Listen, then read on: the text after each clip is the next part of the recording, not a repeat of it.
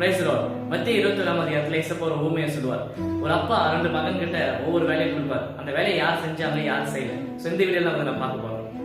It's day 21 of 28 days videos. இந்த மாதிரி spiritual videos நீங்க கேட்கணும், பைபிள் வேர்ஸ் பத்தி நீங்க தெரிஞ்சுக்கணும்னு சொல்லிட்டு நீங்க விருப்பம் பண்ணீங்கன்னா நம்முடைய பேஜை ஃபாலோ பண்ணிக்கோங்க. இந்த அதிகாரத்துல ஆண்டு ரொம்ப அழகான ஒரு ஊமையை சொல்லுவார். அதாவது ஒரு மனுஷன், ஒரு தகப்பன் வந்து மூத்த மகன் போயிட்டு ஒரு வேலையை செய்யணும்னு சொல்லிட்டு அவங்க கேட்பாங்க. அதுக்கு மூத்த மகன் என்ன சொல்லுவாங்கன்னா, இல்ல என்னால செய்ய முடியாது அப்படின்னு சொல்லிடுவாங்க. ஆனா அப்படி சொன்னாலுமே கொஞ்ச நேரத்துல மனஸ்தாபப்பட்டு இல்ல அப்பா சொல்லிட்டாரு செஞ்சிடணும்னு சொல்லிட்டு அந்த மூத்த மகன் அந்த வேலையை செஞ்சு முடிப்பாங்க. அதே அப்பா தன்னோட இளைய மகன் போயிட்டு ஒரு வேலை செய்யணும்னு சொல்லும்போது இளைய மகன் நேரத்துல பண்ணாங்களா, ஓகே நான் செஞ்சிடறேன், நான் பாத்துக்கிறேன், நான் பண்ணிடுவேன்னு சொல்லிட்டு அந்த வேலையை செய்யாம போயிட்டாங்க. ஸோ அப்பா யார் மேல பிரியமா இருப்பாங்க, யார் அப்பாவோட சித்தத்தை நிறைவேற்றிருப்பாங்க யோசிச்சு பாருங்களேன். நாம கூட நிறைய பேர் இளைய மகனை போலதான் எசப்பா ஒரு வேலையை, ஒரு காரியத்தை, ஒரு ஊழியத்தை ஏதோ ஒன்று கொடுத்தாலுமே நம்ம உடனே நம்ம செய்யறோம், பண்ணிடுவோம் அப்படின்னு எசப்பா நம்ம வார்த்தை சொல்லிடுறோம்.